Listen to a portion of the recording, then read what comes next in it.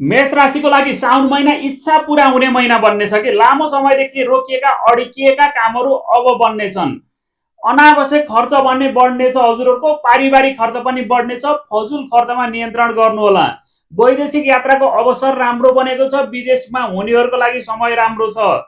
सन्तानका कारण हजुरहरूको मनमा खुसी सन्तुष्टि मिल्नेछ। त्यस्तै आफ्नो प्रेमी प्रेमिकाको कारणले पनि मनमा खुसी सन्तुष्टि मिल्नेछ।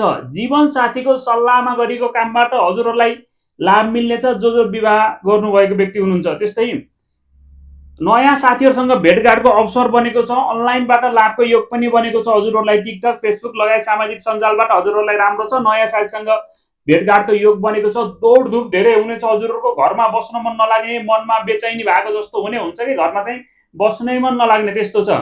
अनि दिमागमा नयाँ नयाँ सोच आउने, नयाँ नयाँ आइडिया आउने, केही गरौँ है, मैले मेरो लागि अब त केही गर्नुपर्छ भन्ने सोच आउने महिना छ।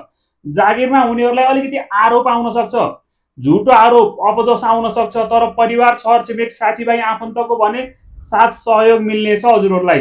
हजुरहरूले प्रत्येक दिन सूर्यलाई जल अर्पण गर्नुहोस् है त। प्रत्येक दिन सूर्यलाई जल चढाउनुहोस्। अनि हरेक मङ्गलबार भगवान गणेश लगायत सम्पूर्ण देवी देवताको पूजा आराधना गर्नुभयो, सम्झिनुभयो भने हजुरलाई एकदमै राम्रो बन्नेछ यो महिना।